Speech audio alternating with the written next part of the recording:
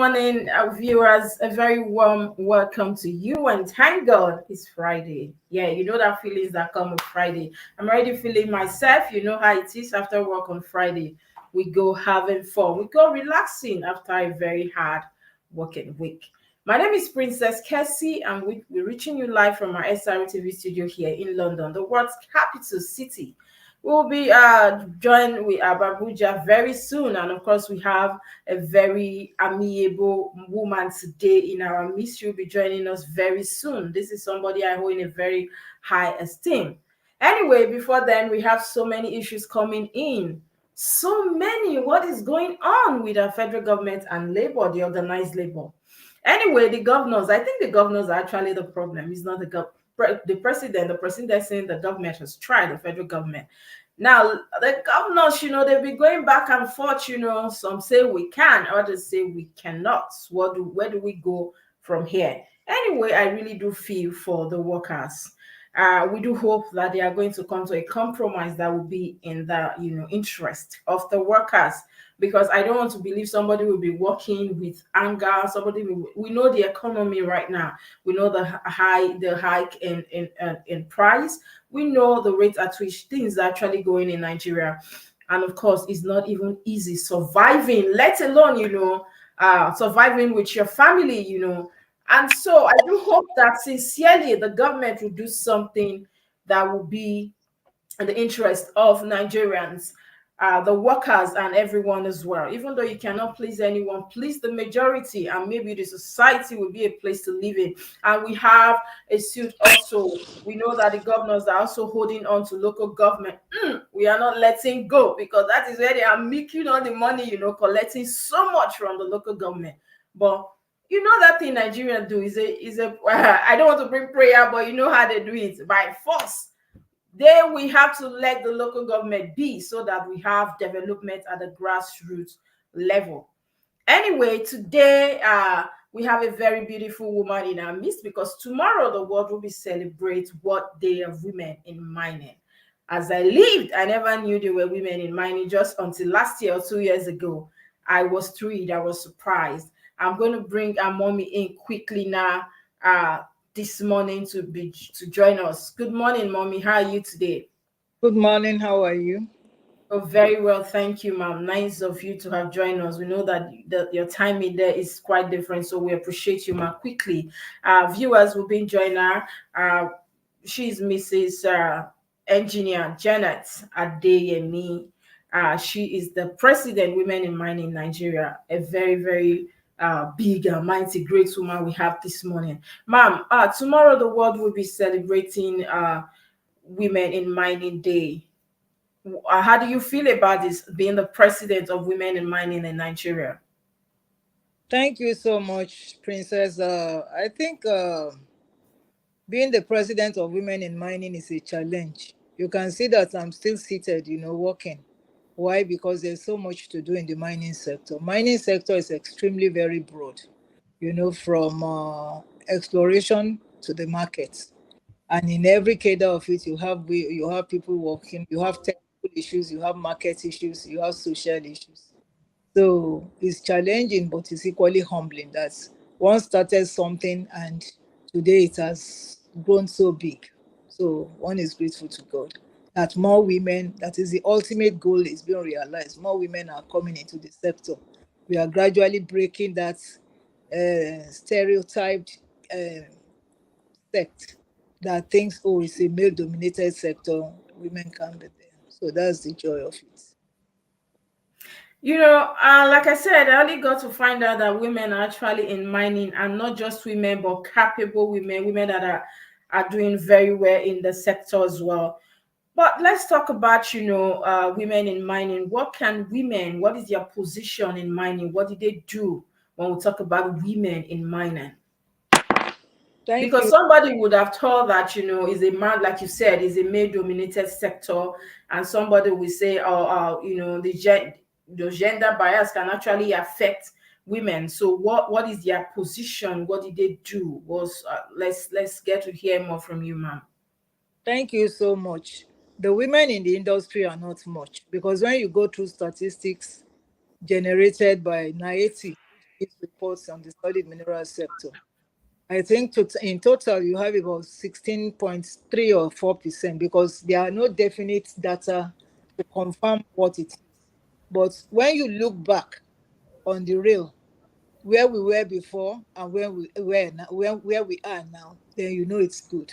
Women cut across all the sectors, from what you call laborers working on the lower rough, digging, packing, carrying loads, they are there. When you see them washing, you understand they are there because at times you have to wash some of these materials to separate them and be able to bring out the minerals you say from the sand, soil that has embedded them. You find them there. You find women who are professionals. You understand? Who study geology, geochemistry, who go into exploration work, do exploration exercise. They are there. You have women who are investors. Just this morning, one of our women, you understand, who got an investment portfolio in Syria. You understand? We are discussing on the team. You understand who we follow her there. So you find women who are there. You find women, you understand, who are actually, running what you call. You find women who are actually in the processing sector. You find women who are in gemstone cutting, gemstone polishing, and gemstone trading. You find women who are actually making jewelry. That's value addition. So that's why I said across the whole spectrum, you find women doing one thing or the other. But in terms of number, are they much? No. But what we have done is that to combine voices to make sure that our voices are louder. And we thank God that they are hearing. Just recently, we launched the gender strategy. And very excited, you understand, displaying it. Like today we'll be having well, to commemorate the day, we'll be having a lecture. You understand, virtual one, which you can join, and then we see some of the pictures of the things we've done, theories that are being made in Nigeria that we compete with international standards. So it might not be much in number, but we are there. You understand? So that's the situation. Hmm. Now, from all what you've said, ma'am, is obvious the women are doing quite a lot when we talk about women in mining. It's no longer the main dominated, but even though we are not much there, at least we are there. Our presence is there, and that is the thing. Now, but ma'am, what are some of the challenges you go through being a woman in that sector, or the women in that sector? Are there challenges or something different from the other gender? There are some challenges that are common. The challenges that are common mostly are, we have what we call cultural and traditional challenges, which is common to all sectors. Because in Africa, and especially in Nigeria, it is assumed that women should not be heard. And we even had a president who told us that we should be in the other room. And as I maybe just producing babies and then working in the kitchen. That's the stereotype, even for educated Touche. it's not stated, but it's assumed. You understand? You and your husband goes to work, you come back, you understand? Your husband sits down, where is the food? Relaxing. As if you've gone out to play all day. So that traditional setting, that's the way our parents brought us up, and you can't blame the men. And you find out that our constitution is not discriminatory, to be fair. Our constitution is not discriminatory. So you find out that it is tradition and culture that has driven that aspect thus far. But the moment we started complaining, you saw that the men are equally very supportive. They handhold. So that challenge, as far as I'm concerned, is something we are gradually overcoming. Then educational challenges.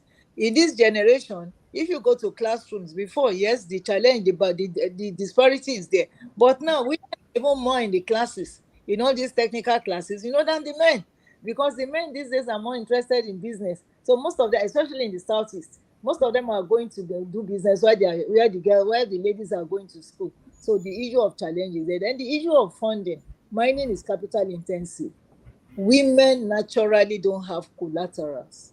Even when you are educated, you understand, the moment you start wanting to have a property, your husband will say, so you are doing something, you understand. So women don't have collaterals. Now, when you don't have collaterals, what do you want to put down to be able to access fund? So funding is a challenge. And unfortunately, mining is capital intensive. Then some people always know, which is equally very important, is communication. When men close from work, they hang around clubs, they hang around somewhere where they can share information easily. But you find that women that information and then that has it. The very nature of women, you start being secretive about your information. That is why a platform like this is good. Where when you get the information, show it open. And that, thank God for digital age. You find that even false information circulates in minutes. Everybody will get. So while you are still trying to hide somebody, somebody else has exposed that information, sharing that information.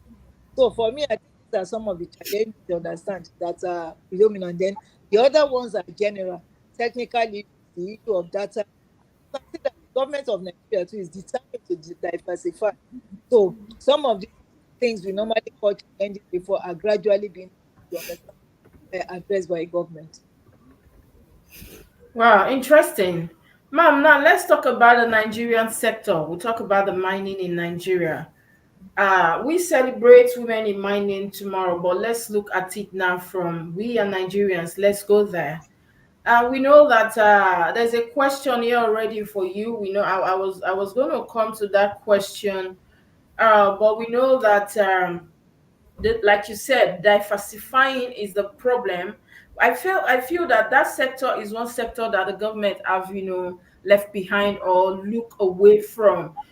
How do we start harnessing? Because it boils down. Also, I'm going to marry my question with this a question here that says, what do we do about illegal mining? We saw the other day that uh, you know some people in Niger were actually they were dead. The place collided also as regarding to illegal mining. I've seen them. I've traveled to the northern part. I've seen where they are doing that.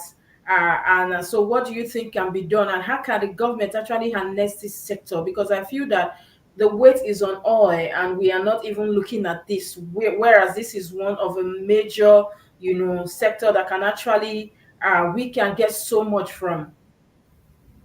Yes, I will start with your last question. The weight used to be on oil, but I tell you that even before the advent of this government, from 1999, that synergy, that paradigm, you understand, started shifting because you find out, as you know, it's when oil and gas is easily weaponized. So every little thing, and that's why you don't have stable value. Any little thing, you understand, people control quota production, people control this. So it affects the budget of the country. And that is why the country has been underperforming in terms of budgetary allocation. Because when you budget at a particular benchmark and you don't get it, that's a challenge. However, you find out that to be able to move into the oil, into the mining sector demands a lot. Number one, the perception index of a country is very, very important. No investor will bring in money because at times for 10 years, thank God for technology that is even becoming available left and right. 10 years you are investing somewhere, you are not yet able to bring out any Getting a return. return. So how many investors can stand there when you can now do some other things? You can provide some other things and make good money. So nobody wants to do that. You understand? You quickly want to make sure you are doing some other things. I don't know, maybe what you I will like, okay, see who are who displaying that. Okay, that's okay. So you find out that that is a major constraint. Capital investment. Investors perception in terms of data. Before we didn't have data. You understand? We didn't have what we call bankable data. That bankable data is very, very important. And unfortunately, the bankable data is provided by specialists. You must have what we call JOC or NI 143, this Canadian, so that they prepare specialized reports. And for you to be able to employ those people and have those reports, you spend about 250 million, $50,000 to be able to provide it. Look at our exchange rate. How many of the miners can provide that? So when you don't have such, getting investors become difficult. So our government now is the one literally begging people to come, despite all the, and give them all manner of incentives, which at times can even be detrimental to the growth of our own economy. You understand? Because you're not begging people, just come now, just come now. And you and I know that even when you are in distress, you want to sell something.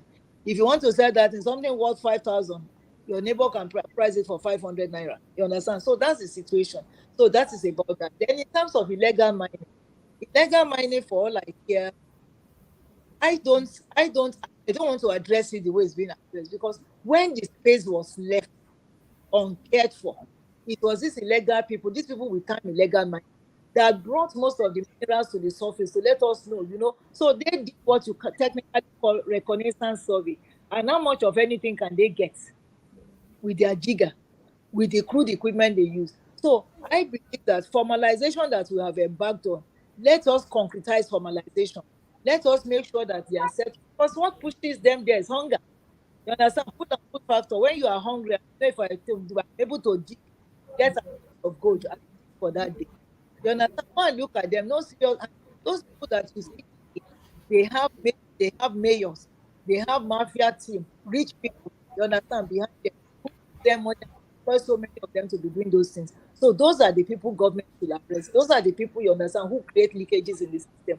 But those poor people that are doing the manual deal, you understand, should be rehabilitated, through formalization processes, and we ensure that they have something, you understand, to take for. So I believe that if we're able to do all these things and then address, we must always look at the root cause of a matter. What is the root cause of this matter?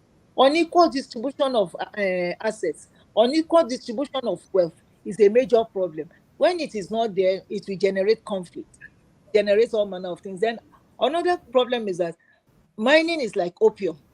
Once people hear that, I remember in Nigeria, when in those days, that's around 1988 to 90 and thereabout. Go and see what they made of Ijeru. They devastated the whole mountain. People from Mali, from everywhere came there, you understand? So our borders must be well secured. Then we should introduce digitalization where people, ID cards and things like that, and then cooperate with the state government. The state government must have major stake and major role. You understand, in the mining sector, for the mining sector in Nigeria to be quite functional. That's my own belief. Because look at the disaster in Oyo State, for instance, when it happened, who bore the consequences? And I remember that in a course I did in mineral economics, we said you take the resources away for the global good, but the local people suffer the consequences because the dam is beside them. If the tailings dam collapse, they will suffer. Their farmland is destroyed. So what are they getting, you understand, from this mining proceeds?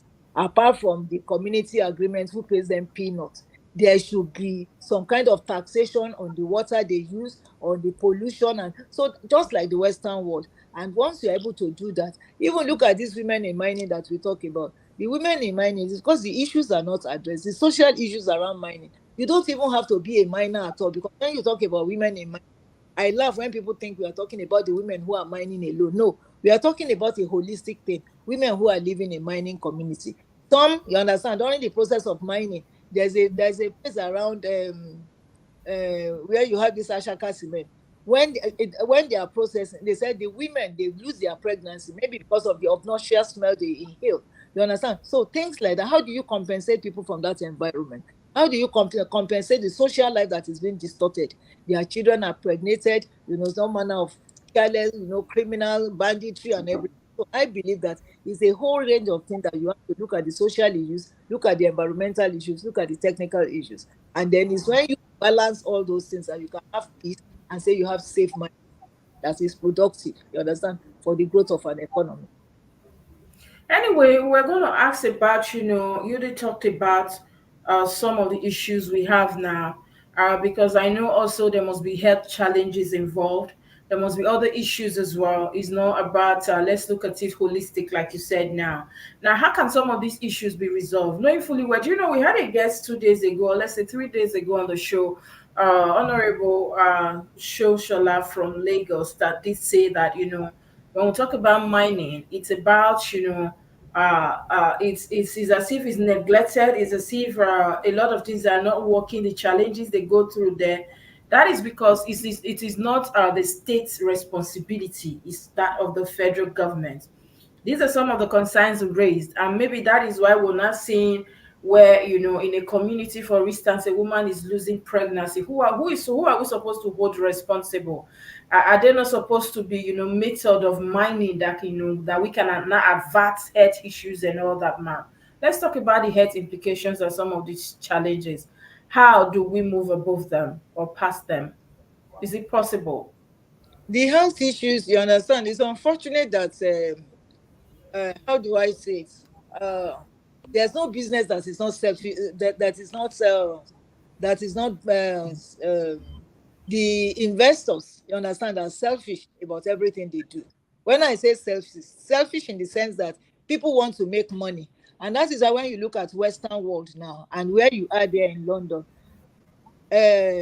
profit is no longer in terms of money, where you process profit and loss. No, these days you look at benefits. How has your business been able, you understand, to impact positively the life of the people? And that is where the ESG comes in. That is environmental, social, and good governance. And when you look at that template, you have more than 30 elements, and it's being expanded daily, that you ought to look at to say, okay, these environmental issues, have we met these standards? Have we met all these requirements? You look at the social guards, have you done this? You look at the governance issue, have you done this? When you do it, everything in totality is about 52 elements you are looking at critically. Then you have said you've done something. But in a system where there's corruption, where you bribe your way through quite a number of things, then it's not done. I'll give you a typical example. A company, I don't want to call nationality now, a particular company went to Osun State, just gave the community leader maybe $2,000. Then what is $2,000? And he messed up their whole environment, took away everything. Till today, the consequences of the mining in Jos, understand, the bocos, if you go there, the mine ponds are still, they are not yet covered completely. Meanwhile, the crown, the things they've taken away, they've utilized the wealth, they've used everything, but the people are suffering the consequences. Suffering. So capacity building is equally very important.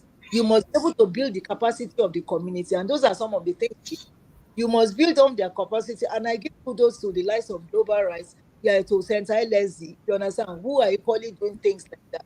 You know, what do we do? You build up the capacity of the of the community to be able to engage effectively, so that when mining companies come to your domain, you have a right because it's your environment. Fundamental human rights, you understand, is attached to it. You sit down, you engage. You want, they must make you understand the consequences of what you want to face. And until you are satisfied with their explanation, and that is why government has reversed the way consents are given, then you give consent. If you don't agree, you don't give consent. Without consent, they can't start anything. You understand? So that is very important. And then the mitigation strategy, when you know some of these issues, that is why EIA is important, ESA is important, and ESG. It will have highlighted what the problems are. So when you know what the problems are, the mitigation strategies too, you must know. To know this, this thing will be done to reduce it. There's nothing like zero mitigation, to total mitigation, but you can ameliorate to a large extent the consequences of the effects of mining. Wow, that is well detailed. Anyway, ma'am, we know that issues of mining will always be on the table. They will always be open because it's going well. It's something we'll keep talking about, especially now that we now have insecurity ravaging part of where we have these resources, where we are supposed to be harnessing. Insecurity is one of it, ma'am, where people are not able to, go there. I don't know how to say, but I did watch a program where the analysts were saying, anywhere you see a insecurity, there must be something there, talking about mining and all that. Do you share in that opinion, ma'am? Very, very well. If you go to the northern parts of, if you go back, if you, especially because our women, they had a program they wanted to go and do, and they said, oh, they can go there. One of the geologists just told me, and the secretary of the chapter said, Madam, the truth is that everywhere we under you understand security. So that security again is a budget strategy because different interests follow money. That is why some of the people there, one of the ministers who was bold enough to accuse and point fingers to say these big men are the ones sponsoring this, because when they create that insecurity, you understand, people will not be able to come. Then they will use that period to mine. And it's not only them. Even some mining companies are doing the same thing. The big mining companies, when they get to do road, and when they understand the particular spots, because the blasting, they run into maybe a large vein or something, which is not allowed in other places. You see them blast. waste a lot of time. What are they doing? Take those resources, use them away. So this are quite open because it must be a synergy between ministry. Ministry of Works, for instance, Ministry of Mind, Ministry of Solid Ministry must have some kind of working relationship. Ma, we have a little issues with your sound. Yes. I'm struggling to hear you. Can We can't you- hear you very well. I think it's from her network. Are you hearing? It's season. We can't hear everything. So we hear part of it. We do not hear the rest. Are you using an headphone, ma'am? No, I'm not. Are you Okay, hearing? I think maybe it's network, but we can't hear you. Continue anyway. Are you hearing now? Yes, ma'am. Yes. So what I'm saying is that so there ought to be synergy of the various ministries because just like you write, in states where mineral resources are abundant, you find that terrorist bandit very there. So it's you can do a mapping to confirm a kind of exploitation is taking place. You understand? So in such states, and then I went further to say that it is not only in that sector. And I cited just Plateau as an example.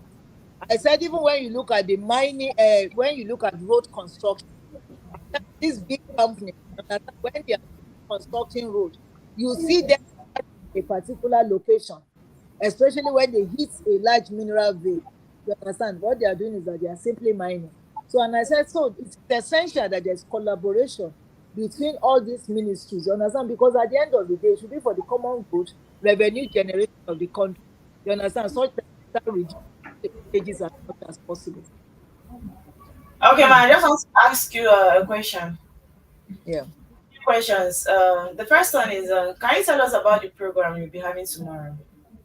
The program we are having tomorrow is a simple program. You understand? Because we are part of the International Women in Mining Network. You understand? And what we just want to do is to celebrate our women. We want to hear stories. You understand? Their resiliency, their innovations, you understand? For hanging in there. Because if you know, mining is challenging, as we said. The economy of the country has not been too good. You understand? Even though our growth is increasing, you understand? They said the growth is about 3.3%. But if you look at poverty, IMF has said between 2024 and 2025, you understand, the poverty level, more people will enter the poverty thing, and then the the poverty line, and then that in 2026 they will pick up again. So we need to encourage ourselves to hang in there. But once you leave the sector, I hope you are still hearing me because when you leave the sector, it's challenging to come back. You understand? So we are just encouraging them tomorrow. Are you hearing? So Yes, ma'am. Go ahead. We can hear you. we are just encouraging them. You understand? So we just want to speak to ourselves and hear our stories, and then it's one of those ways you motivate one another because you provide shoulders for one another to live on, to lean on. So when you tell, oh, so it's not only me going through it, when you hear such things, it's very encouraging. Of course, and then we bring some of our friends from other parts of, in their women network. That's African Women in Mining. You understand? We bring some of them from other African countries, like my sister, well, like Zoe from Madagascar. You understand? Will be joining us. Then some other people like that will join us to just motivate us, and then we feel good about it, and then roll out some of the things we've done and then what we intend to do. So that's where we are. Yeah. Yes, ma'am. Let's talk about the impact of mining and women. We've seen so far like this beautiful what we're seeing now, beautiful women there, and like you said, we're celebrating their resilience and their achievements, innovations. We've seen that they've been there for decades. I'm thrilled because it's not be too long ago I got to find out that women can mine. We grew up with the mindset that mining is a very hardworking thing, women cannot do it and all that. But we've seen other women actually on top of that game. And you being a woman, a president of women in mining in Nigeria is quite amazing. Now, what is the impact on women? The impact on women, if you look at it as we speak, there's paucity of women in leadership position. And if you are not at the table, you understand, people can't speak for you. You and I know that. So you That need is correct. somebody like you to be able to speak for you. And so we have succeeded in doing that. We are proud to have Ajia Shinkafi there, but she's the only one in leadership position, even as we speak today, that is a woman. So we keep on advocating, you understand, knocking the door to make sure that the number of women are increased. And the minister came and demonstrated that to us. If you look at the personal assistance to the minister, the personal to the assistance to the minister, maybe he shared it almost 50-50, or if the women are not even 60-40, which is a good thing. So at least when you go to the ministry, then today you find out that before, I can tell you that in 1999, thereabouts, there are no women in the ministry. But today, when you go, at least you find women now in managerial positions. In some few years' time, you start seeing them as directors and permanent secretary, which to me is an exciting thing. Then you talk about the impacts. If you see, we normally hold what we call the Gold and Gem Conference. Again, that is to promote value addition and to encourage more younger women, because the younger women like they are very challenging. How many news outline do we have out now? Television stations we have now being managed by women. You understand? Taking advantage of the digital world. So what did we do? We started what we call the Gold and Gem Conference, AJEC. You understand? And the African Union is supporting us. So there, if you come in there, you'll be amazed at the quality of jewelry that Nigerian girls are doing. Young girls, you understand? Selling, doing. And so it's very impressive. And we've been able to increase number. We've been able to scale up. You understand? The ones we pick from nowhere, we've been able to scale up. It's at times some of these things you don't mention names, but if you go, like, you find maybe TC, you find quite a number of them like that. Then advocacy, you've been able to sensitize and let people know that there's a lot to do in the field. You understand? You come, pick up what you want to do, challenge, you understand? Because we can't cover everywhere. Even if do we have the funding? We don't have the funding.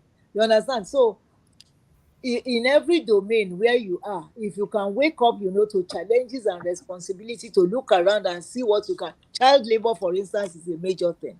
Where do you take children? That was what drew me to the mine sector, because when I went to Jos Rayfield and I saw children in the sun, as dark as anything, no shade, I busted into tears unconscious, and I said, don't worry, I will be your representative. That was how I found myself in the mining sector till today. So that was the thing that took me there. And then some people, you could get there and find that this pregnant women's story that we are talking about could be a challenge. You understand? Then you want to take it up.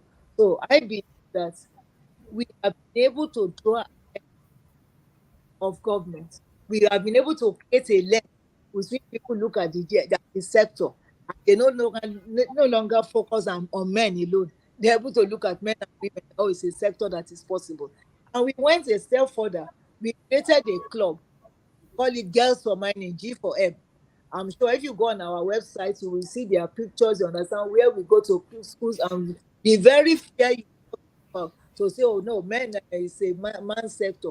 We broke that myth, you understand, by telling them that don't go with that mentality.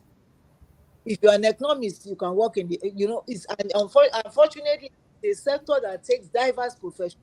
So it is not just because you read one do anything. You can be an accountant and be in the sector. You can be in leadership position. So we go to clubs, we go to schools, and then we've encouraged that. And very soon we are doing even a national competition. You understand? To just sensitize people. Therefore, we have challenges. You understand? We've not been able to do that effectively. Like our women in Ebony, we are so proud of them. You understand? They acquire a site on their own. They are producing materials on their own. They need money. So we are trying to develop a full business case, you understand, where again we can support these women to get money. You understand? Find a way of they repaying the money with the sale of their goods. So these are things nobody will do for them. We women must stand up to help ourselves by coming together, not divide, not being divisive. When we come together, we become more productive. Well, Okay, now go ahead, Mary. okay, I just wanted to know, like, as a woman in mining, were you ever treated differently? Not even as a woman mining alone. When I graduated, if you look at me now, I'm not a young lady now. I left university about 43 years ago. And I will tell you that the path was not easy at all. So one thing took me from, oh, this one there's discrimination. I left it. I went to do engineering. You came back again. You find out that even in the office, I will be given a particular kind of job to do. You understand? That is non-challenging. That is non-profitable. You understand? In terms of experience. Why? Because she's a woman. They will tell you, Shebi, you will soon be pregnant now. You will go and you will go home. Things like that can be very, very derogatory things. Those are the things that fired me up. And today I became so I didn't anyway. When I look at it, when I reflect back, I say, Lord, thank God I went through those things. And I swore that as much as I can, generations coming behind me, I will do as much as possible for no girl. Nobody should be discriminated against. No brain is superior to the other. You understand? If you are brilliant, you are brilliant. If you like, and nobody is even not brilliant. You only have to find your own space. What you do, what you are doing now is displaying brilliancy. So you find your space, or not any nobody has the right to look down on anybody or discriminate against anybody. So discrimination is a continuous thing and it happens daily. You understand? Daily. But the only thing is that you stand up against it and you don't allow anybody to look down on you. Okay, Wow, now, okay. wow, wow. Going into mining, I'd like to know what advice would you give to them? Will you give to women going into mining? Number one, let me use this opportunity to congratulate women all over the world. They are the real heroes. Women who are in the mining sector, they are the real ones because it is challenging. You can invest all your money today and find out that you have lost everything. So for them to be there shows courage. For them to be there shows they are bold, that they are confident of themselves. That is one. And then the thing I want to tell women is that it is not a rosy business. I remember we brought in Esther, that's the president of Women in Mining, founder and president of Women in Mining from Chile. She talked to us on international women's, that's the global international women's day. And you know what she said? She said, "Mine is not easy. You understand? It's not a job you just walk in of. It's not fast. You understand? So if you want to go into it, you must make up your mind. And we know our women when they go to site, when they come back, you see the face has changed, everything has changed. Then you work on it again to look beautiful. That's just the truth. So you must make up your mind, and then uh, again, don't. It's not like any other business where everybody's doing money. You want to go and do money. Make up your mind. What is your capacity? What is your area of interest? And finally, in mining the knowledge, you must acquire knowledge. It's not something you can just go to with head knowledge. You must really acquire knowledge. Every day you keep on reading because it keeps on changing. The standards are changing. Before, there's nothing like critical minerals. The critical minerals we are talking about that we are celebrating today, you understand, that innovation has brought to the forefront. Before, it used to be waste in the mine sites. So you must always be ahead, you understand, reading journals, reading everything you can lay your hands on, attend conferences, attend workshops, attend seminars, you understand, to be able to gain knowledge. So I use this Wow. to call on all women, whether you are educated or not educated. The moment you find yourself, I found very, very uneducated women better than women who are educated. You understand? This education is when somebody said education is a scam, I think what the person meant was that not necessarily a scam as in scam. You understand? Education is also build and boost your confidence. If you have interest in something, even when you don't go to school about it, we acquire the knowledge. Excel. And a typical example, people were condemning a young guy who was performing surgery with school sats. And I'm sure you read it online. He didn't go to Mhm. school, he was for working as a doctor, and they didn't catch him. And they were interviewing him. He was talking, and I said, if I'm in that domain, of course, I will punish him for identity theft or Eh, whatever. But the truth of it is that it's a lesson for us to know that you need to train people, OGT, on the job training, train people to acquire knowledge, then buttress it with educational something, and you find out that our nation will change. Not change. people are carrying paper certificates and they can't do anything. So I want to encourage our women, you understand, to be resilient, to be determined, and to just make it in the sector. Thank you so much, ma'am. You've said quite a lot, and You said so much, so many interesting things this morning. We've learned so much as well from you. But just before we let you go, ma'am, we're looking at the Nigerian economy today. The way place we are today is not everybody's actually feeling the heat. How do you think mining we can bring mining in?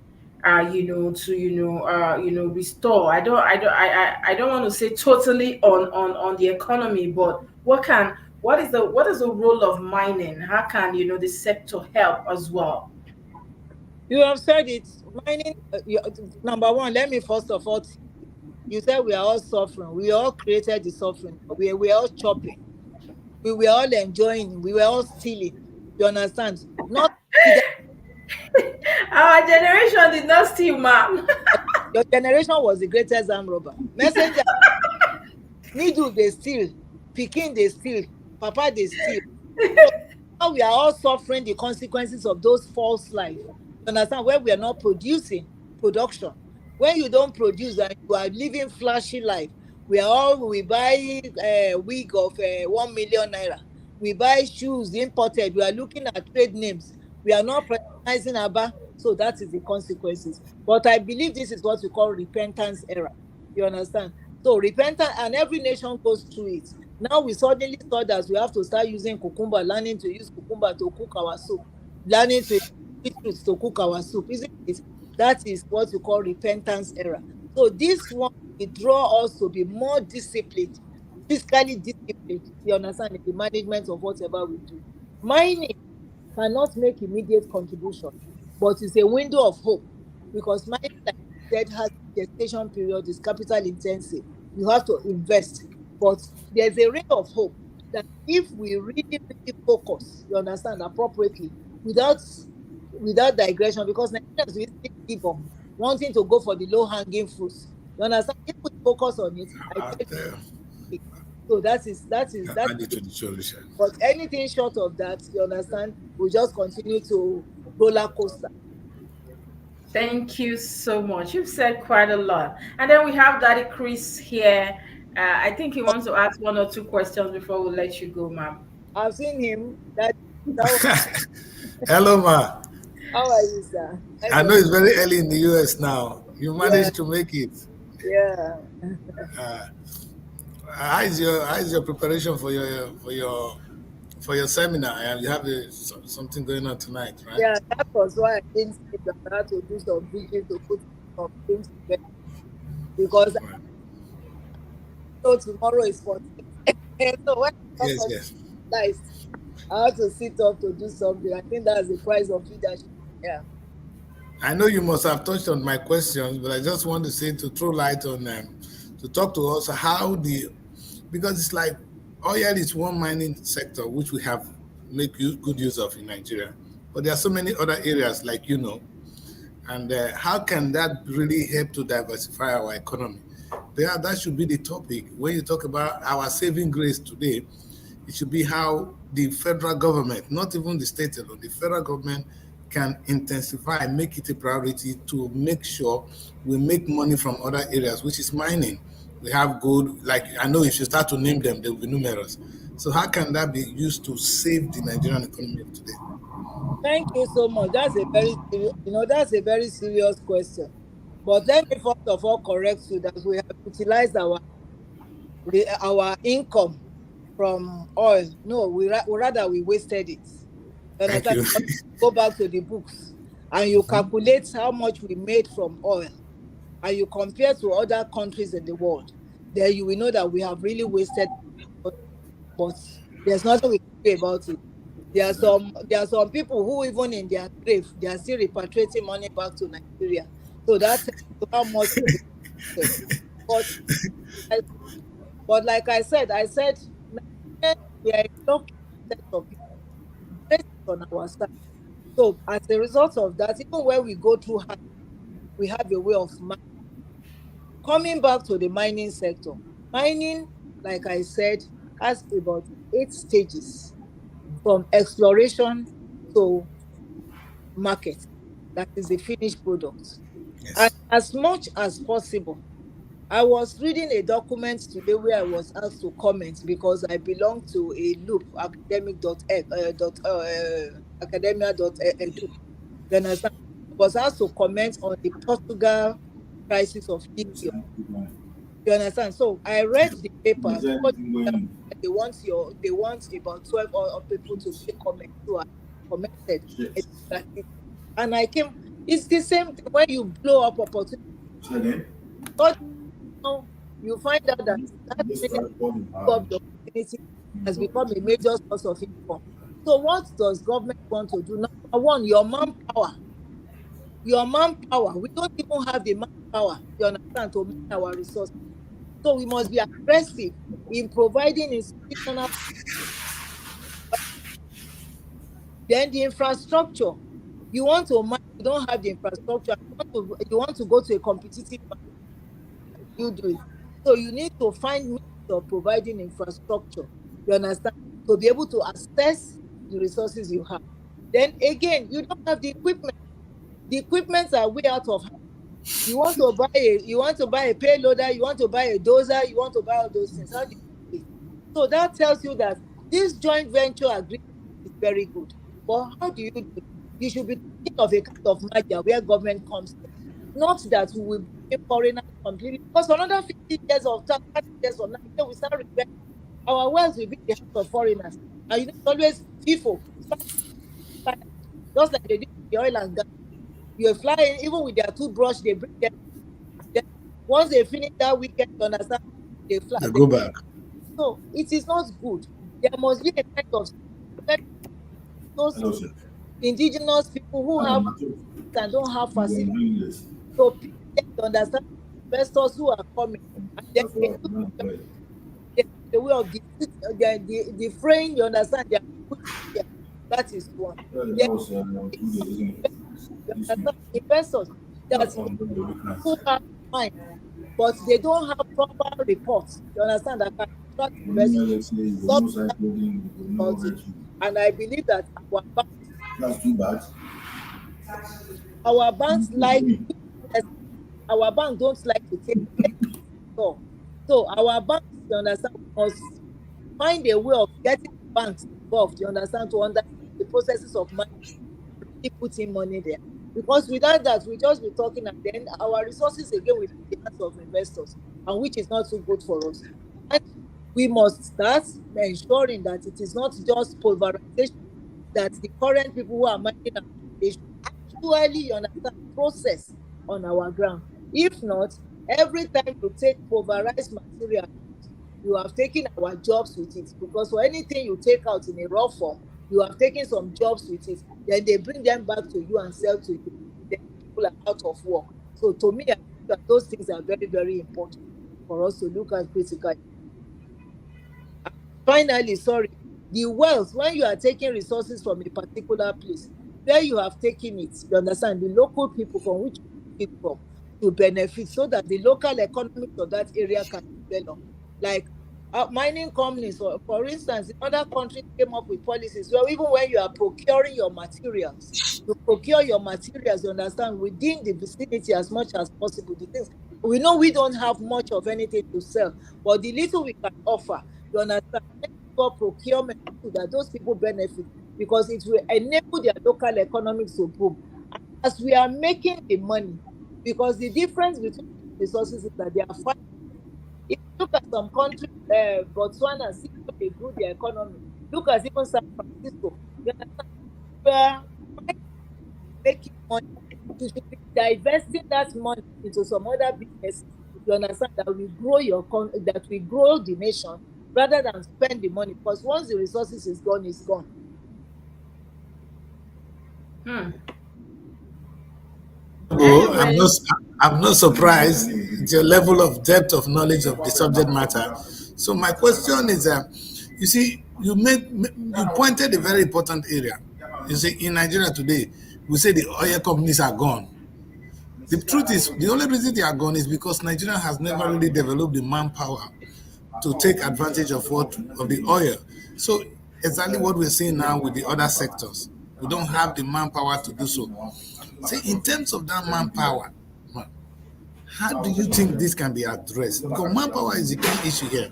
You talk about machinery, who's going to use them? Even if we bring the machines, do we have the expertise to use them?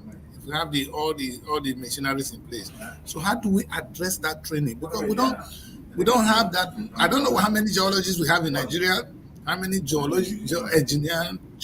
Let's put them together. That's what we need in this area, so that we can tap on the numerous resources we have and move away from oil at some point. Yeah, you see, the thing is that honestly, Rome is not built in a day. And the more you look, the more, like when we went for the NMGS conference in Jos some few months back, it was wow. Why? Because one professor came, and all this field work that we go and we see go and do field work, they created a website even to your remote area in Jos, where even up to the strike, the dike of a rock, through artificial intelligence, you can see everything. You understand? So that tells you that people are working. The world is not sleeping, and the gap is becoming more and more, the digital gap. Whereas we are still battling with network. I see my sister from Abuja, they were trying to set up network.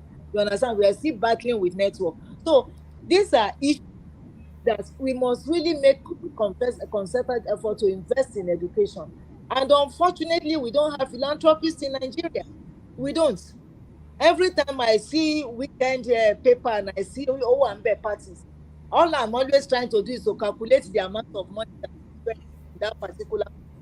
So rather than put that money on philanthropic gestures, so we all read about a family that you won't even know they have a penny, donated $1 billion. You understand? To an institution here in America to be able to pay the tuition of medical students. We don't have that in Nigeria. We exploit. We take from government with one hand, then we close our eyes, we give. Look at our big men. How many of them give? So because government alone cannot run the society. That's the truth. So we must find ways and means, commitments, you understand, to this sector by all stakeholders to make sure, you understand, that we invest in education. And in the education at different levels, you understand, different kinds of different kinds of educations are given to different people in bits, and gradually it can be multiplied. And when our people even see in the diaspora, you understand, I will tell you that some of them will even be willing to give back, because we have quite a number of. The other time when we are talking about this job certification, there's somebody here in Houston in Nigeria, and I approached him. I said, no, no, no, no, I don't want to do anything with Nigeria at all. Please, I don't want. This is a guy who is a hot case here. You understand? Who is a hot case here? So that is the unfortunate thing. But we must find a way of giving back, and we must find a way of educating. There's a need to change our curriculum from A for apple, B for ball. The world has gone beyond that. We don't need all those things. You understand? So let us get functional into our educative system that will make it work. Let us pay our teachers well to motivate them to be able to teach. You understand? Not the Jumbo Park. I hope you saw, go and compare what our legislators are earning and compare to other parts of the world. So you find out that there's no need to develop at that extent. The cost of governance is too high. You understand? It's too high. So the money pumped into education, the money pumped into health, into the solid mineral sector. You understand? You are using it to pay legislators who will put the projects in the budget and will be the one to execute the budget again. So money is not circulating. So money is just constricted to a handful. You understand? That development. In fact, I'm angry that that Tinubu has not made my engineer, my powerful Janet, our minister for mining. I am angry because No, that would have saved Maybe it's the gender thing she talked about. Is a no, is a is a is a sector where we have my few sister is women. super. Just let me continue to do the advocacy I'm doing. I enjoy doing it. You understand? And Oh God, my God, no man, no man. We need your input in that Your sector, and input, I your really knowledge alone can help really please, revive, please. and make that sector one of the best in Nigeria. That is what we're talking about. But before we let you go, ma, there's a question here that says, please, engineer, what does mining entail? What is the mining? What is mining? Can you just in a very simple way, because the person who asked that question doesn't have the knowledge of mine. Mine is for you to get an equipment, to drive that equipment down, to bring out treasures that are hidden under the ground. And so when you bring out these treasures and you process them, they are money.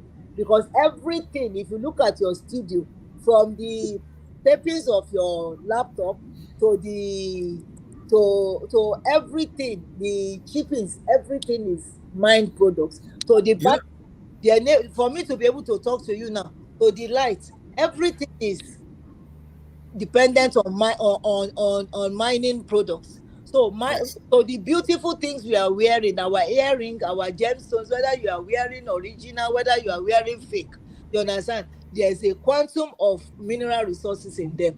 So that is what mining is all about. Even to the drugs you take, the calcium tablets you take, some other kinds of drugs you take. I was when I was reading that Portugal paper, I find out that they even put a little lithium, you understand, in drugs. They say for maniac treatment. You understand? So so minerals are very important to the body, but God Almighty in his own way. Like I always believe, even though I study geology, people will tell you that Precambrian age, the kind of materials you find in sedimentary rock is different from metamorphic rock, is different from the basement complex. You understand? So, but those things are there, I want to take them off until another maybe thousand of years, and I don't think anybody will be alive to see a new set of formation. You understand, to be able to see those things.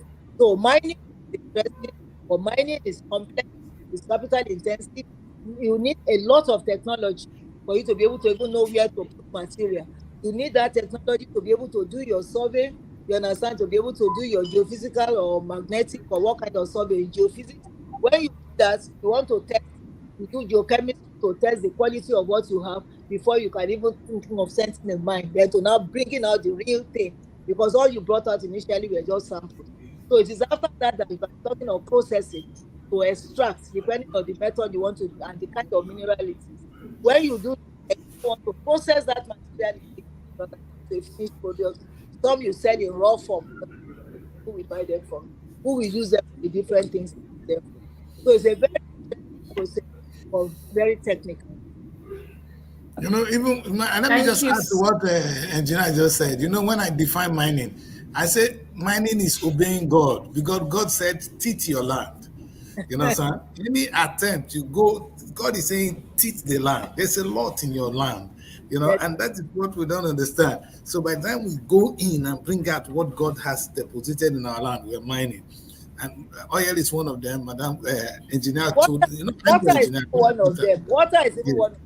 Bring out thank what you. they don't have Exactly. water, they mine water now, they bring out water. Exactly. Oh, We do, man. Even we use our borehole, when we do borehole, we're mining water. So that is but good. Thank you so much, man. You're Thank a you. blessing to Thank a you generation. so Yeah. much. And thank you. We do hope that it's your always program tomorrow will be a success. And of course, we celebrate you and every woman out there. Thank you so much, President, for raising a generation of women with a difference. Women with a difference. That is what we talk about. Viewers who've been on the show with engineer Janet Adeyemi. She is the president woman in mining in Nigeria. Thank you so much, ma'am, for being on the show with us today. I know that I had to practically drag her off the bed. It's I think 2 a.m. in the United States. I had to beg her to come on the show still. Thank you so much, ma'am, for honoring our invitation. And we do hope that your celebration will be a success. And of course, we congratulate every woman out there, especially women in mining. And thanks to the president for raising a generation of women with a difference, impactful, doing something new. Something different from the usual, not like what we used to see now. These are women in mining, not us in media, doctors, lawyer, the regular. This is something different. And she is actually raising a generation of women with a difference, like I said. So we say congratulations to them. Well, we'll go on a quick break now. Do not go anywhere, viewers. We're going to go on a quick break. When we return, we'll go straight into the newspaper segment. We have quite a lot coming in from Nigeria, from the federal government, the state, and labor itself, and of course, what is happening in the sports world. Finidi, finidi, finidi. Let me go and come back. Don't touch that died. Looking for a home away from home in Abuja? Look no further than SRTV Shortlet Apartments. Our fully furnished apartments offers everything you need for a comfortable and relaxing stay. Unwind in spacious rooms with exquisite ambience. Cook delicious meals in our well-equipped kitchen and relax in our comfortable sitting rooms watching your favorite shows. And guess what? 247 Wi-Fi available. But that's not all. SRTV goes extra mile by providing a car to take you around town during your stay. No need to worry about navigating public transportation or hailing taxis. Explore Abuja at your own pace. Book your SRTV Shortlet apartment today and experience the perfect blend of comfort and convenience. You can reach us by calling this number 070-6237-9915 or 080-7082-7331. Hello viewers, you're welcome back from that quick break. This is Wake Up Nigeria and we'll go straight into the business of the day, the newspaper segment. We begin with the Punch newspaper. Now, these are some of the stories we have. The big story on the Punch. Dangote Refinery plans 5.3 billion naira liter for 5.3 billion naira liters for storage. And the writer says, with 600 million liters more storage capacity, our plants will become strategic reserves. And this coming from Dangote. You can find that story on page 33 of the Punch newspaper. And here we have a story that says federal government eyes fresh $500 million World Bank loan for rural roads. And that story is on page 34 of the Punch newspaper. Local government funds. Supreme Court reserves judgment as states battle AGL. And that story is on page 12 of the Punch newspaper. And here we have a story that says NNPC withdraws suit against ExxonMobil separate and $1.28 billion deal. And that story is on page 34 of the Punch newspaper. We have a story that says 45 billion naira has been spent on Elizabeth Varsity, says Adeojo. And that story is on page 16 of the Punch newspaper. Here we have a story that says buyers in last minute rush for Salah's ram, lament exorbitant costs. And you can find that story on page 9 of the Punch newspaper. Here we have a story that says 62,000 naira minimum wage, Labour fought politicians, Jumbo Pay National Assembly gets bill after Salah. And that story is on page 2 of the Punch newspaper. Fought to die by hanging for robbery, murder in Ekiti. And that's on page 5 of the Punch newspaper. Unremitted gas royalty, fly penalty hits $1.4 billion. It's coming from Nati. And that story is on page 34 of the Punch newspaper. And these are all the stories we have this morning of the Punch. Quite a lot there, but there's a story here that is really shocking to me. Federal government eyes fresh $500 million World Bank loan for rural roads. Again, we are at the stage of borrowing. We are back at it. Yes, you keep borrowing money. Is it that this federal government, they don't have anything to do? It's just to go and borrow. I don't know. Like we have a lot of problems, right? Instead of them to even think of how to tackle it, just like what this woman, the president, was saying about the mining stuff. Like they're actually not putting more effort on how to better this. I feel like they love to squander. You understand? They love to squander the little they have. We just spend money, we don't produce. And this is what we are suffering right now. You're eyeing another million or you're eyeing another money from the World Bank. What will it do with it? It is not even them getting loan that is the problem. Another problem money enough, Mary. If this money were to be used for is going to be used for road, it would have been better. They are going to loot the money. They are going to loot this money. You will see these people telling you they want to borrow. They are borrowing because of road, because of AYZ. Hello, they are going to loot this same money. Politicians, These same people, ministers, contractors, whosoever, that's where you that okay, you don't know that we have ghost contractors. We have ghost contractors where you will see that these people will just come from nowhere. They keep assigning contracts to people who do not exist, paying to strange accounts. Otherwise, which nation in its senses, knowing fully well we're already here, IMF already dragging us that this is the amount we're owing, ringing it out. Labour is dragging the federal government. Federal government is telling you there is no money, we cannot survive, we can't pay. And at the end of the day, you are borrowing a whopping $500 million. Because they know that when they Which borrow this roads? money, the citizens will suffer. Yes. Before you know, they'll start high the price of everything. You see that Which everything road? they want to Which make the road money are we from talking somewhere. about? Which road exactly? Do the rural people complain to you? The roads have been there, they've been surviving. Do they complain? All So the who mini, is that want to the problem all the right now? ministers, all the previous ministers, what have they been doing? And come to think of it, this new minister of works, I think the man has interest in something else. So because this borrow and road, I'm beginning to get confused. It's stressing too much. It's stressing the country. It's stressing us too much. And I don't know why the federal government they will not call him to order and do the needful. It looks as if maybe he's getting into them.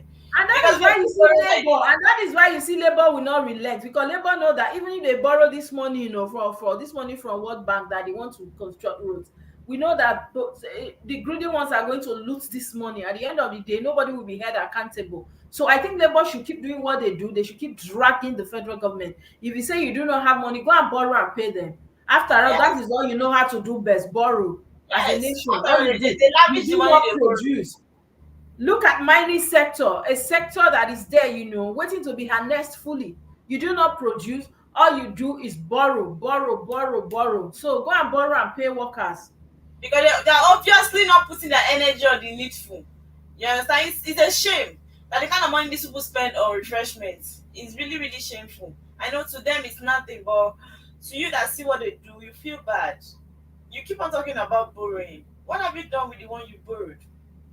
And when they collect this money, you won't see them putting it into something that will yield good fruit. They'll start putting it on the I call it misplaced priority on things that are not necessary. Because once you are in debt, the citizens tend to suffer. They now start to collect unnecessary revenue from people. They start to hide the price of things. For people that actually didn't even know about this money, for people that didn't get a dime, a share from this money. You understand? So it's really not funny right now. To me, I like the fact that Labour they are still pressuring about the minimum wage. That's 150,000 naira, because even if you reduce it, it will not still change any situation in this country. We know fully well that it's not like the federal government cannot pay that money, but it's just their system, what they do. They're trying to tell you or make you feel like there is no money. But when you see the money they squander for themselves, you understand that this country should have money. You understand? So I really don't know why we need to talk about. We don't need to start talking about borrowing. Borrowing is even a shameful thing right now. We should not even talk about borrowing. Let's try to utilize what we have. Let's try to work with what we have and see what we can actually make of it. Honestly. And then we saw a story here. You can even see that 62,000 minimum wage, labor frauds politicians, jumbo pay, National Assembly gets bill after Salah. And we know that Labour is also calling on the federal government, before you submit that bill to the National Assembly for implementation, make sure that you consult us. So I'm hoping that the federal government should please consult Labour to make sure that they agree for now. You don't just go when somebody do not agree, you go and implement a new minimum wage and come and tell the world that you've implemented a new minimum wage. I think Labour should be carried along. And there's a story here also that says that there's a story here that say 45 billion naira has been spent on LSZ University, says Adeojo. Which university is that? And we know that after now they will start milking the students. They will pay through their nose. Yes, now that's why they I increase school think fees at any time. At any time. That's why I said when these people make mistakes, it is the people that tend to suffer. That is it. Because this kind of money, schools schools are too much in Nigeria. They should schools look are for more than other things. The schools are more than people. Anyway, I'm anything that reading. put on schools, I feel like they should use it to create more job opportunities. You see, the thing is, Nigeria and their structure is the problem. You see a lot of people want to invest in school, but I feel like, what if you own a company? Is the company not going to make money?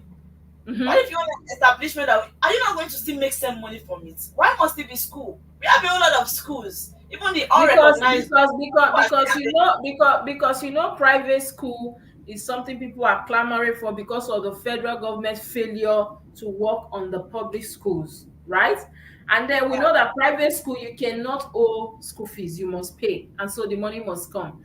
Unlike us that actually went to federal schools, you find out that we can be skipping school fees until maybe we're ready for clearance or something. We'll go and be paying our arrears, paying our debt. But we know that, Private.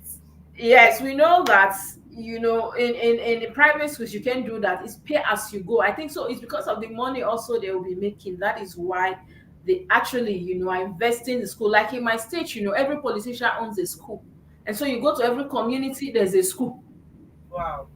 Scanty schools, Some are no even job, unrecognized, but everybody wants to go to school. unrecognized. And most of the courses are not even accredited. So you graduate and you find out you just went to school for nothing. You see less of Anyway, technical schools where people will learn skills. You see less of technical schools. They just want to go to the normal school, and that's why at the end of the day, they just do theory. Most of them don't know the practical part of whatever course they they don't study, know. They don't and know. that's They don't why know there's problem anything. They after don't graduation. know. There's a story here that says buyers in last minute rush for Salah Rams lament exorbitant costs.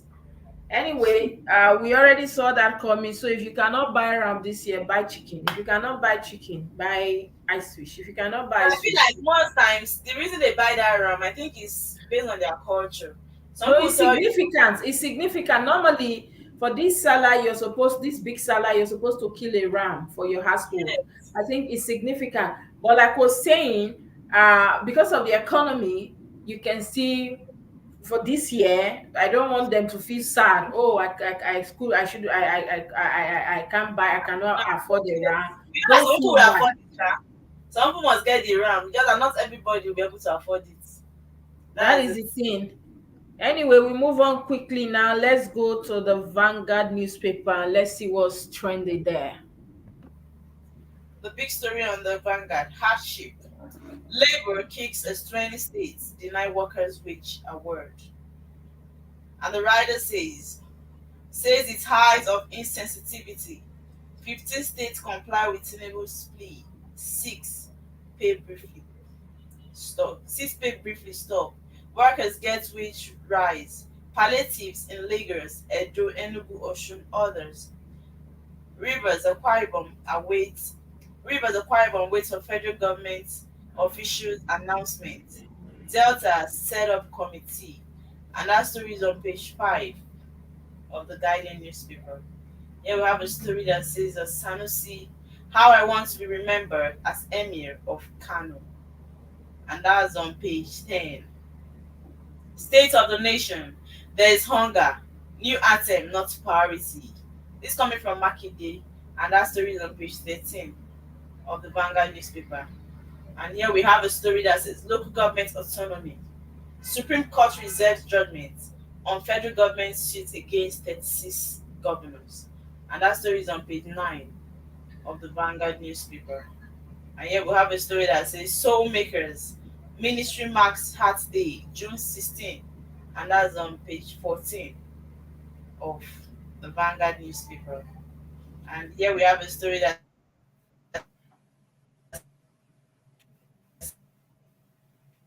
says from Tinubu, promising executive bill to NAS, says fall at Eagle Square is Idobel for democracy. And that's on page 9 of the Vanguard newspaper. And from the sport decks, we have NFF moves to salvage Super Eagles World Cup chances to appoint a boss for Finidi. And that's on page 30 of the Punch newspaper. And here we have a story that says Senate passes 25 legislations, 115 resolutions in 1 year. And that's coming from the Senate leader. That story is on page 9 of the Vanguard newspaper. NCDC alerts on cholera outbreak. You can find that story on page 6 of the Vanguard. And these are all the stories you have this morning on the Vanguard. I don't think, look at that beautiful picture there, the president and of course Senate president, the speaker, other ministers there and senators, and that is the Democracy Day dinner. What are they having dinner for? Nigerians have not eaten. Why did they have the dinner? This is shameful. But these people don't care now. Which one the Nigerians are suffering? They don't care. I think of it like hardship has been taking the lead everywhere, both on the papers, on the net, even in the news. Everybody has been saying it. They know that there's hardship in the land. They're not making any efforts. But I feel like this hardship is not getting to them because whatever celebration they want to do, they do it at any time, any day, anytime they want. You get. But we the citizens, we're actually suffering, and they're not saying anything positive about it. Them saying that they will pay what they can afford. It's funny because they can even afford more than what the labor asking them to pay. But this it is what it is. They actually don't care. They don't care. So you saying that are they supposed to be celebrating? Are they supposed to be eating? But they don't care about us, and we just No, need to. because I do not actually agree with the fact that Nigerians are suffering, are going through a lot. And look at this picture: presidency there celebrating, having dinner, eating so much, eating to satisfaction. So what was the need for the dinner, knowing fully well that the economy is even at this place we are now? Nigerians cannot eat one square meal, and you are celebrating. You go to National Assembly or Aso Rock, and then you gather your cohorts and you celebrate, you eat, you drink, you marry. Even if they had to do that, don't bring it on the news. Do it behind closed doors. After all, they are used to meetings, doing meetings closed door. That is so shameful, of It is. the president and senate president and the rest of them. And then there's a story here that says you can see now that but the president is already saying that they will pay what they can afford. So you're trying to tell us if it's 62,000 you can afford, that's what you will pay. But you have money for this extravagantness. Tomorrow you come and tell us governor's refreshment in 1 month is 1 trillion. Shameful. Very And then funny. yes, and there's a story here that also said, I even like this story from Makinde that says, State of the Nation, there's hunger, new national anthem, not priority. But of course, Buhari and his followers will tell you that that is a job well done. You forget that there's hunger. Already said that the new Buhari, rather, I'm talking about Buhari. Tinubu. I mean, Tinubu said on his own that the new national anthem has been his priority, which he has accomplished. You get. So it means that if you are complaining of something else, it is another thing that is bothering him. It is not what you are complaining of that is bothering him. And he has accomplished the new national anthem, right? Even though a lot of people don't know how to sing it yet. But the most important thing And is that it and has. the fact that because the writer to that story says promises to send executive bill to NATS, says fall at Eagle Square is a dobale for democracy. You can dobale for democracy, we do not care. But we're worried about the workers here. Sending that bill without consulting labor is going to amount to another national issue disaster. So you're supposed to, I believe that even if you cannot afford more than what you're offering, you should have a dialogue with them. You should appeal to them that for now, let's work with this. This is what we can afford, not shoving it, imposing it on them. I don't think it's right. We have so much. Look at the news today. You are telling us that we're going to spend this amount of money to borrow from World Bank to construct roads. Money you will borrow that you people will loot. No, if you have so much energy to borrow to construct roads, I don't borrow understand from it. us. Why is it that these people keep borrowing their money whenever they ask for it? They keep getting whatever loan they want at any time, at any given point in time. I don't know. But I feel like why not sometimes they should actually see people refusing to give us loan. Because it looks like anytime they apply for loan, they get it. And that's why they keep on applying for loan. We are in debt. We are not done paying all the debts that we are owing. Even all the past leaders that they have been collecting all the money that they looted, they have been collecting it. I don't even know what they're using the money for. You hear that they collected so billion from so person. You understand? But you will not know what they use the money for. You that is collecting the money, what are you using it for? And anytime they apply for loan, they get the loan. So can they get a no for an answer most times? Because this is really becoming so annoying, honestly. Anyway, let's go quickly to let's go quickly to um the Daily Trust. The big story on the Daily Trust says Niger governor, deputy speaker travel for Hajj. Three killed as another mining site collapses. Over 50 yet to be rescued from first incident. There's lack of empathy, and that story is on page 4 of the Daily And Trust. that is the only story I want us to take, from this Daily Trust. The fact that, the previous one, in fact, it's paining me right now that it's so painful that I had to allow the lady president go before I saw this headline. That means the previous one, they've not been rescued, and we have other three, another mining site collapse, and then we still see the governor at this crucial time. Mohammed Bago has carried himself. And he He's knows not. about this too, because this has been on every story everywhere. He knows about this.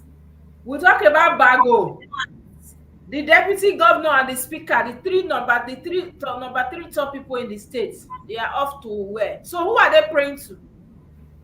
Ah, Is it God? but these people are human beings, for crying out loud. I don't even understand. So is it that till they go and come back? Even like I don't understand. Like, do you know since this news came up for like how many days now, and they are still there yet to be rescued? No, no. It looks as if they are not working at all. They are not working in that state. Neither they are not working. They are not working at all. This is not a good one. It's not a good. You Another see, yes, you as a see, you government, you see, have the you right see to how do what you want. you see how desperate and how wicked our politicians are. Yes. In a situation like this, you take yourself to go and pray. Who then are you praying to? Is it the same God, the same merciful God, or which one? How can three people leave a state that is facing this kind of crisis? The governor, the deputy governor, the speaker, the three of them, the one that wants to marry 100 women, they've I don't all know gone. who now give order for the rescue team that will go and rescue these people. I don't know if they are not there. Mary, did you know when that thing happened? It wasn't even last week. It was the previous week before this. Or was it Yes. last week or Monday? When? 2 weeks ago. And up till now, no No, rescue team. They've not been seen. And the governor had the guts. You know why? Because there's no accountability. Nobody questioned whatever they do. exactly. They are not accountable Exactly. to anybody. And that is why we see news like this. This is so disheartening. Anyway, we move on quickly to the Guardian newspaper now. Okay. The big story on the Guardian says World Blood Donor Day. Risky black market booms as many shun voluntary donation. And that You story is know, on page 6. yes, I want us to talk on that story. Some need blood every 2 seconds. One donation can potentially save up to three lives. Only about 25% of countries' blood need are collected. Nigeria has one of the lowest rates of voluntary non Mary, what's that? Read that thing out. Non-remunerated blood. Because that is not, Non-remunerated. I'm trying to zoom but I can't see. Blood in Africa, and about 90% of what? Okay, of blood donations are sourced from paid donors. Okay, the other one is quite small. I'm zooming but I can't see. So if you can take it, and I'm seeing 1 pint of blood. What One is that? pint of blood is taken during a regular blood donation. And another one says hospitals rely heavily on family replacement blood donations due to the poor culture of voluntary blood donations. And the last one here says emotional and financial distress taking a toll on blood donors. Okay, Hmm. these are Yes, I kind of I kind of want to talk on this story here that says, the middle one that said Nigeria. Let me zoom again. Nigeria has one of the lowest rates of voluntary non-remunerated blood donation in Africa, and about 90% of blood donations are sourced from paid donors. in those days, Mary, that's what caught my interest. In those days, Mary, you used to see where people give blood for free because they have so much. Like my immediate elder brother, he does that on every 3 months. He goes to General Hospital, he drops the blood because he eats so much. He's big, and so the blood is always too much. At some point, he will be finding it difficult to breathe. They will say, "Okay, doctor, we advise that he remove some blood." So he was always giving them for free. Blood. He goes to other places to give. And at some point he told me one day that, these people I give for free, they go behind to sell it. So why would I sell it myself? So he was angry that he won't give again. And so we know that a lot of people used to donate for free, but because of economy now, this story here now, what caught my attention is risky black market becomes booms as many shun voluntary donation. You know why? People need the money. It's their blood after all, so they can say. And of course, they know that you're in their need of blood. So what will they do? They will sell to you and you will buy. My sister-in-law's sister-in-law, the other time I traveled, just few 2 months ago, was actually very ill. And the woman was being given blood to every three hours. I don't know what kind of sickness was that, but it was really serious. Even me, I started calling my friends, and she has a special type of blood that you don't see anywhere. They sell fresh blood as well, not from the bank. And so we kept calling people, calling people wanted to, but some their wives will say, "I don't go, you will die," that kind of mindset. And so it Yes. was really, really serious. And my sister-in-law was actually telling me this was not the first time. This would be the second time she's having this attack. And I don't know what kind of thing is that. And so I understand when the black market is now booming because they don't want to do voluntary anymore because a blood pint is expensive. Imagine you give 1 pint or two, at least you'll be able to eat for 2 3 days. Maybe that's why they are doing that. This also boils down to the rate of the economy and the lack of the rate of poverty. Anyway, Sure. we do hope that people will become stable in life, and so sometimes they see this blood donation as a thing you should do wholeheartedly, not for money. And then there's a story here, another one that says, this cholera outbreak is becoming more serious. I just want you guys to be careful, Mary. Wash things before you eat them, clean your environment and all that, because we've seen the death toll is becoming it's actually rising. And now we've seen 1,206 cases. And so that is another outbreak we should be looking at for. Watch out for it. Mm. Sure. And then we have a story here that says pastor backs life imprisonment for sexual assault in Ekiti. Please, pastors. Please, pastors. It is not all of Please, them that they are good pastors. as pastors now. Some people wake up and just call themselves pastors. As long as they can understand the Bible and preach it, they call themselves pastors, and it make you look as if maybe most of our religious leaders are not being truthful. These are the black sheep that tend to spoil the truthful ones. Because at the end of the day, I know, I have the knowledge that it is not all of them that are ordained as pastors. Some people don't even know what it means to be a man of God. They just know that they open a church just as a lot of people open business just for the sake of, let me make money, even if I don't have passion for this business. So it looks like a lot of people open church. Okay, let me see how I can make money from this church. Not like there is passion Eh, Anyway, or we there's do hope that if sincerity you in don't their. have the calling, do not go close. Let's talk about sports now, and let's marry the sports with that what we saw on Vanguard. That they say, I'm going to read out that headline and comment that says NFF moves to salvage Super Eagles World Cup chances to appoint a boss for Finidi. Now, Finidi, somebody is coming to boss you. Mary, do you think that would be the solution? But that would be bad though, because I feel like we are trying to tell him that he's not competent. So there's no way he's going to put his energy, even though we know that he has been able to put his energy and it looks as if it's not enough. You understand? So at the end of the day, if you call somebody to come and boss him, it will be a problem. Because I was seeing a story here. Read the big headline. Okay, the big story here says Rose, right? Says Eagles confident of win after goal, but Cheetahs better organized. That is the Benin Republic and their coach. You know, I said that thing that Benin Republic coach understands the Super Eagle games very well and took advantage of it.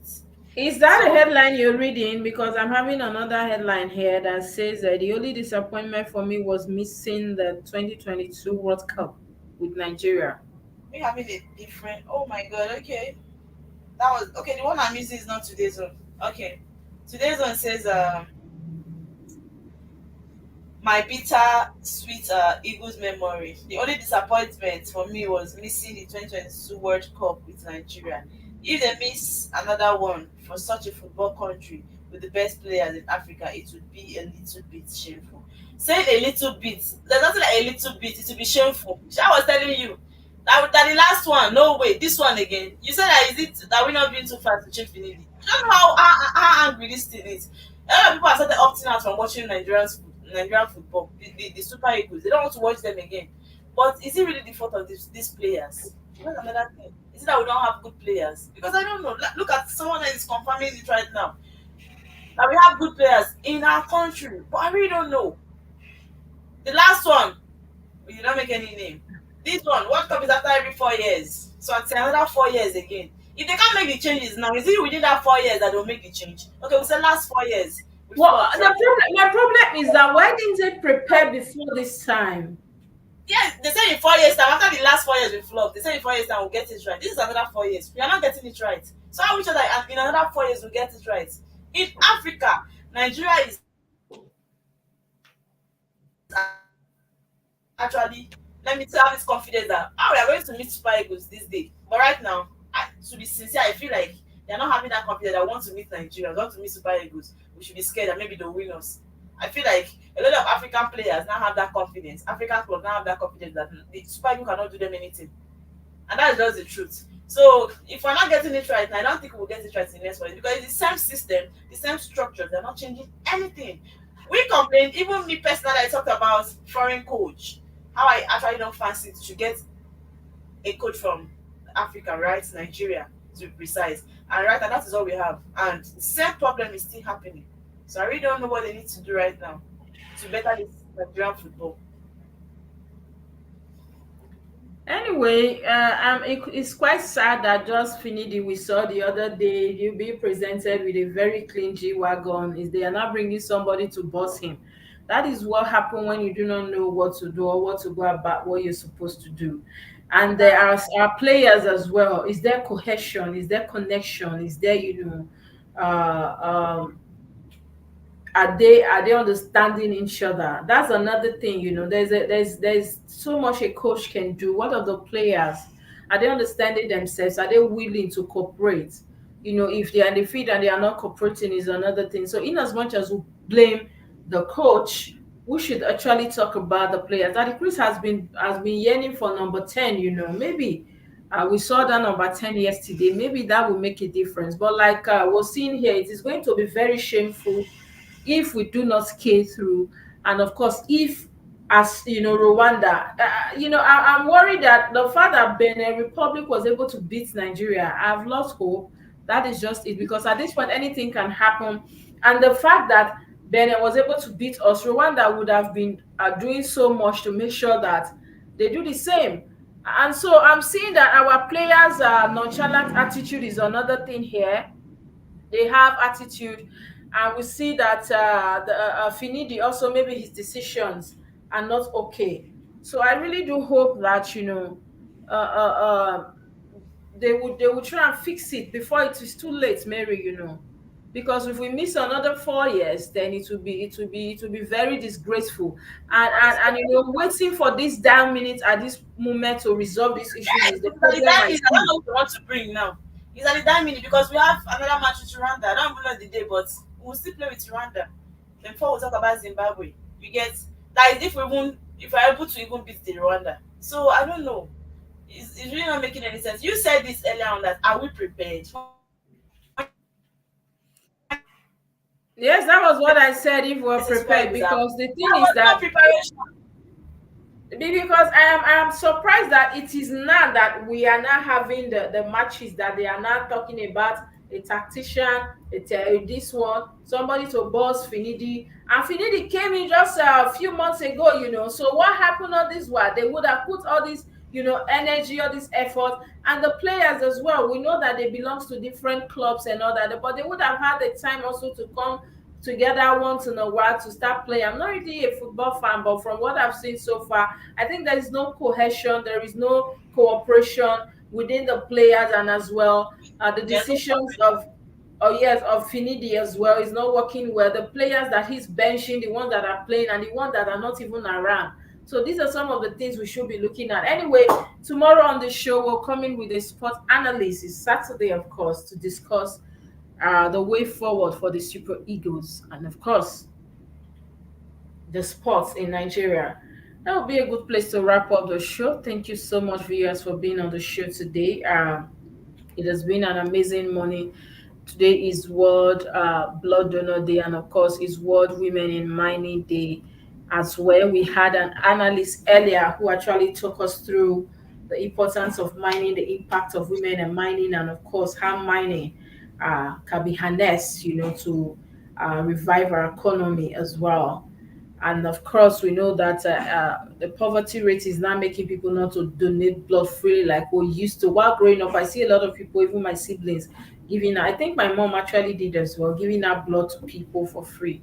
But we know you can't tell people what to do with their own blood. But I do hope that federal government and labor issue will be resolved amicably, because I don't see the end to it. With what Buhari just said now, that they're going to pay what they can afford, and that executive bill has been passed to the Senate for implementation. That is a little issue there, with that consulting labor.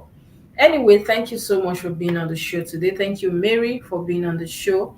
We do this again tomorrow, but before we go, do not forget to subscribe to our social media handles. Subscribe to our Facebook, Instagram, X, and YouTube. Subscribe to the page, and of course, leave us with your comments. Share this amazing content as well. Share and share.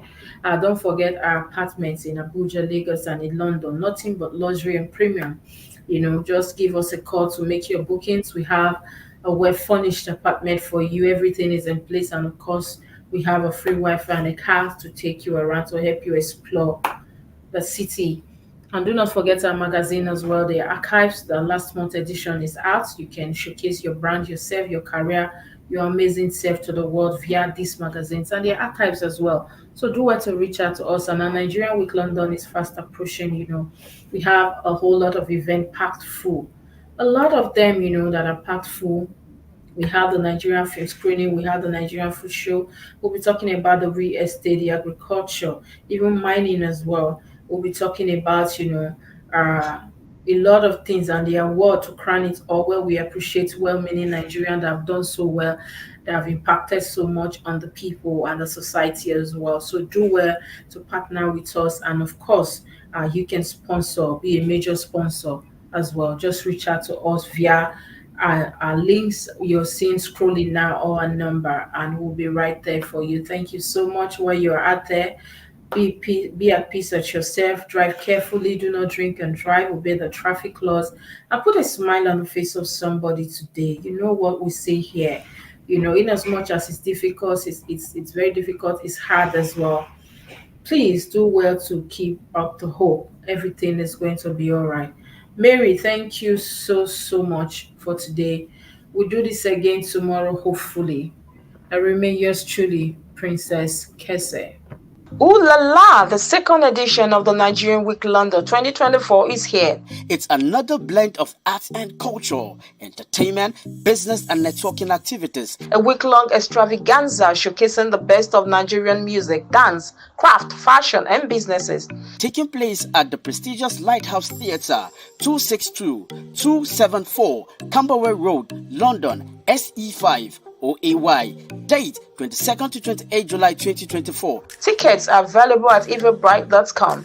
For partnership and sponsorship, please visit superiorradioandtelevision.com or call +4407 459 513 619 or +4420 3623 8755.